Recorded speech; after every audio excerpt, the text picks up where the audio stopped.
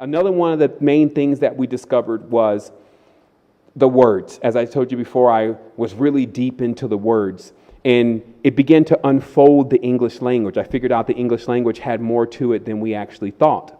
But more than anything, that language was actually a symbol. And if you see here, I believe that would be on the right of your screen, you're looking at the Hebrew language when all connected together, equaling the Magan star, or modernly called the Star of David. But of course, it comes from ancient antiquity.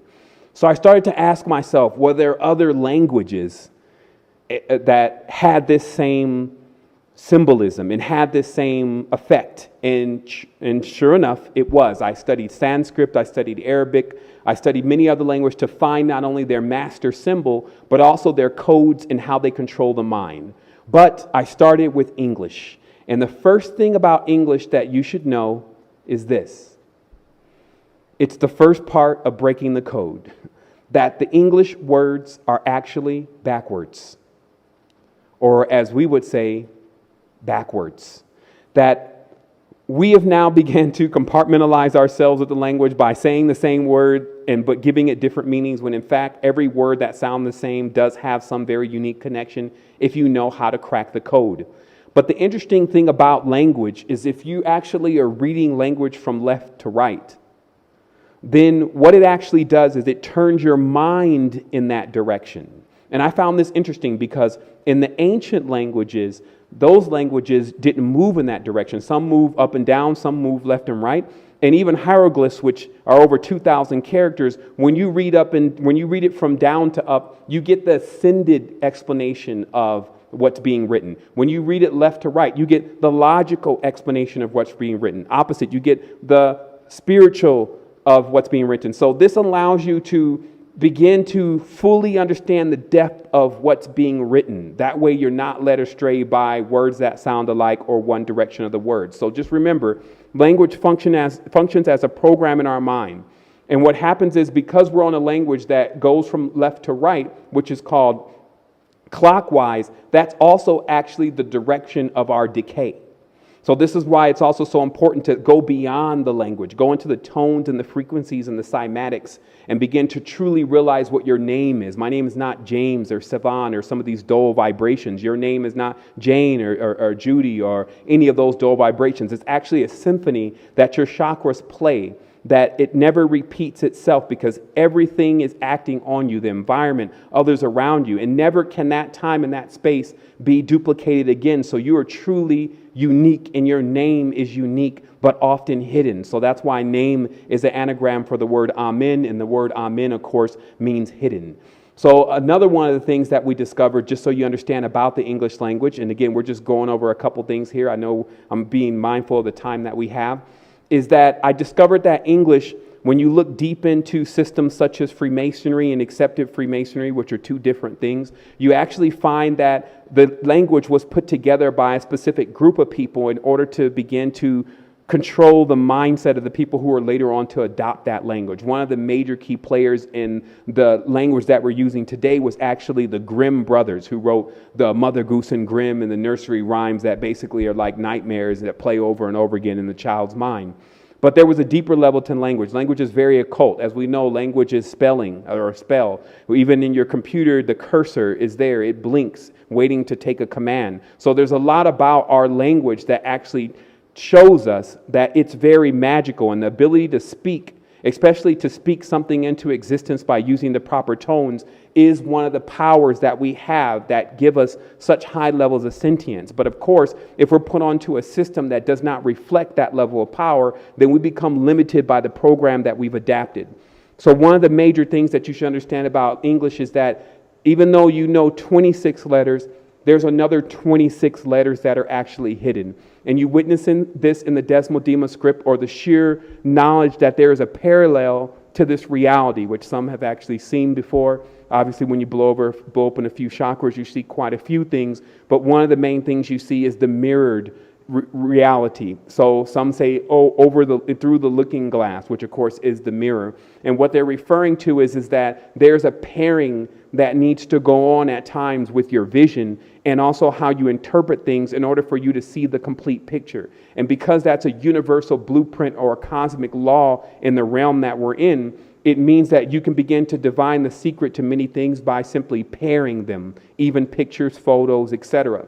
So what we find is 26 languages in the in the English language, and then we find another 26 that are hidden, giving us 52. This gives us why we have 52 weeks in a year, which is known as one Anu. An Anu is similar to all of the cards, and this again would be the English card deck. That's why we have 52 cards or 52 tarot cards. Now the word tarot comes from the word rota or rotate or a wheel. And this is of course why zodiac, astrology, astronomy, and all of those systems begin to link into a wheel. Sometimes they call that the wheel of life. So with languages, the first letter is supposed to connect with the last letter. So A is supposed to connect to Z. And what this creates is known as the cabal or cable. Our word for that is cable. A cable meaning a rope where the beginning connects to the end. And when the beginning connects to the end, then you have a complete wheel rolling in your mind of everything that can happen and everything that will happen. And unfortunately, what we uncovered is because most people only have half of the language, then they don't know the destiny. They don't know their judgment. They don't know what's beyond so that they can begin to connect things and then go into the great continuum of themselves. So now we begin to move into the deeper part of this because obviously we have some very esoteric knowledge that we want to reveal today. And the first part of that is actually the world, or what I would refer to as the word and the world. Now we start to begin to see that these actual terms are very identical. In fact, the word is the same as the world except for adding an L. And in linguistics and etymology, you learn that the symbol of the L actually means in ancient languages the symbol of the god. So what's actually being said here is the supreme being can in fact create worlds through words. And as we go on, we'll start to see that words have, and tones and vibrations have everything to do with the creation of worlds. And we see that this whirl is actually the wave or the spiral and the frequency that emits as we speak tones and vibrations. So let's get a little bit deeper here just to give you some examples. We have here what many refer to as a mantra. Okay? And what mantras are seeds and emanations of created worlds. I'm going to let that soak in for just a minute. The tones that you hear in a mantra, and that's why there's always a purpose within the mantra to actually pronounce it correctly, because what they actually are is they're seeds to worlds. And when, let's say, you have 1,000-petal lotus, then you have 1,000-syllable mantra that must be said perfectly in order for that world to be realized. So the whole purpose of mantra is to actually bring the energy of a specific world. Now, of course, there's tons of mantras just as there's tons of worlds, and each of the tones and the vibrations create unique variations in these worlds. So to prove that even more, you now come to a mandala, which is actually a visual representation of a mantra. And mandalas are often used, especially if you look into the Tibetan system, is they're used to create patterns that eventually become embedded within the consciousness. So that when the Lama is doing the astral travel, then they're able to astral travel to a specific place. Also in the vision or also in the meditation, they're able to travel into a specific place. So a mandala then is a two-dimensional imprint of worlds. And again, they're memorized to promote astral travel into that world. So this is what you would see if you took a mandala and took it into a three-dimensional format. So this is known as a kingdom, And it's brought about through the chanting and the tones and the vibrations that are going across time. Now, I'll explain that. See, every time we say something, even though it may get less and less as far as audibly, it's still traveling because it will even move through walls. And when sound is moving through walls, then it gets smaller. So it comes out of the visual, it comes out of the audible spectrum of what we can hear, but it's still playing a sound. And that sound actually sounds like a ringing in your ear. That's actually not tinnitus. Generally, it's the presence of an energetic form. So these tones and vibrations, and that's why there's chanting going on across a continuum in order to create a bridge, meaning that ancient cultures chanted to connect to their ancestors that were doing that same chanting across another level of the timeline. And so this becomes another very important fact, that we actually connect to our ancestors even subconsciously and through meditation. And we can connect to those ancestors from thousands and thousands of years ago. So what does that mean? What that means is that the ability that we have to use our tones and vibrations, and not only our mental or frontal lobe projections, allow us to break what we would call time, the speed of light, and those kind of things that hinder what we would call the world from the living to the world from what we perceive as the dead, but which is really the afterlife, which takes place on another time frame. So it gets even deeper, though, with language, that when we start to really study language, we find that language and symbolism do run hand in hand. They never should be separated from one another. Languages are symbols. Mathematical expressions are symbols. So even in studying the symbols in math, like the division symbol, you find that there's one dot, another dot, and a line in the middle, and that means division. So what's being said is one dot is, let's say, the spiritual body, and then another dot is the other spiritual body, and then the line in the middle is the realm in which that separates those two spiritual bodies, and that brings up division. So as we said before, these lines that you see, and you'll see it in concentric circles, you'll see it in spirals, those lines that you see in between those areas are actually what separate one realm from another. And when utilizing another body, which could be your voice, which could be your astral projection, it could be another vehicle like your Ran, which is an Egyptian term for your astral body, you can pierce through those membranes because they are like veils in between one dimension and another. So the sounds that we can emit and the thoughts that we have actually do that. But if you look at this chart, there's something even deeper to be revealed, and it's the connection between language and geology. Because what we'll find is that the first characters, and there's a book called there's a language called The Passing of Rivers, and then there's another book that's called The Four Rivers of Life. And what this book starts to show is that the rivers on the earth are actually lined out to the constellations in the cosmos, and that the first languages were actually developed on those patterns. And in addition to that, the zodiac, as we know it, was actually used in order to create the language. The symbols within the stars that we call the zodiac are also used to create the symbols within language, in this case, Hebrew.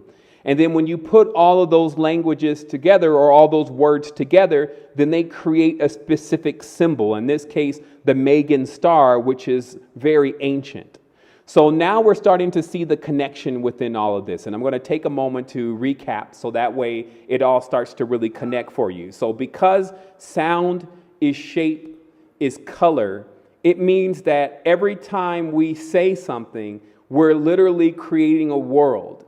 But the perfection in what we're saying determines whether that world comes into existence, whether that seed grows up to become a manifestation, or it becomes null and void, meaning it falls into the chasm of nothingness. And let's look at a good explanation of that here. What you'll see is you'll see, these are one of the more older charts of antiquity, that the language, and this is of course a priest, is to be pronounced a certain kind of way in order to activate the actual tone itself. And that's done by the palatial. It's done all the way down into the chest.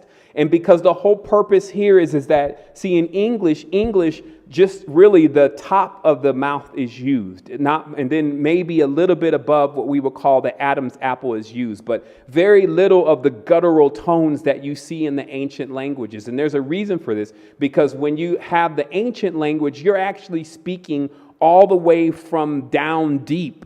And then the word goes up through your passages, which would be your chakra centers, and then comes out of your mouth in full manifestation, because you've now taken that word and you've pronounced it properly. So what you're seeing here is the diagram showing that where the words are actually pronounced and how that connects with the windpipe and how that actually connects with other parts of the body. So that way, when a word is pronounced, in order for it to fully manifest, then it must go through the chakra centers of the being. So this lets you know right away that you have this power of being able to bring something from what we would say is the subjective plane into the physical plane. So generally that's called from inception to conception. Inception is the idea or the thought of it, right? And then so that idea and that thought starts, and that's the inception. And then the conception is if you can actually birth it into a physical world. Now remember,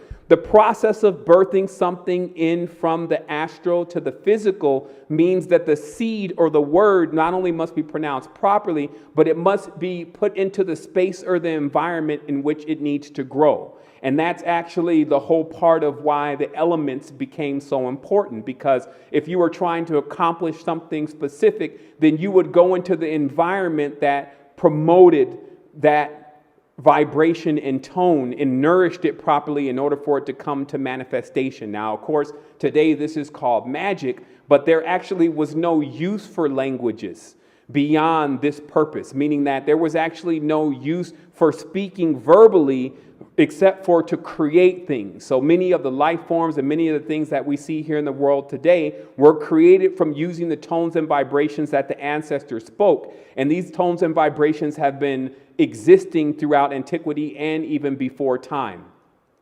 So let's move a little bit further here, because now we see another diagram, because I know some may ask, well, what about English? Because we talked about Hebrew and how when Hebrew is connected together that it makes a two-dimensional symbol called a Megan star. When you take English, which is actually a cognate of Futhark rune stones, and you put all of that together along with even the numbers and certain key symbolism that's used in the reality, you actually get this symbol. And this is known as the monogram of English, because it contains every single pattern necessary to bring forth everything from the English language and the Futhark runes. In addition, when you study occultism, you find out that this is actually the diagram of the incarnated world that most are living in now, if they've taken on the English language in their mind and they don't have another variation, such as their own imagination or their own ancestral tongue, etc., in order to allow them to realize that the world is much more than just this symbol. So these symbols actually become more or less embedded within our consciousness and then begin to unpack themselves. So symbols, once again, are encrypted expressions of vast states of thought. And why is that? It's because the origins of a symbol comes from the oversoul, and then it embeds itself, and then it's left to be unpacked. And that's what we're seeing within the diagrams that were shown.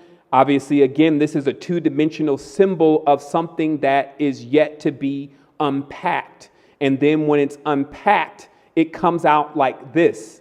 And so what governs whether or not it can be unpacked is if it's put into the consciousness. This could be collective consciousness. This could be personal consciousness. If it's put into a collective or conscious environment in order for it to completely unfold itself. So that means that if a person doesn't believe this is true, they don't believe that their words have any power, they don't believe that there's any connection to the English language and spelling or spells and magic and all that kind of stuff, then it means that it never actually generally comes to fruition what they're attempting to manifest. But we also have learned with things like The Secret and those kind of systems that what you think about and what you focus on does indeed begin to manifest. But that's a light version and explanation of what's really going on.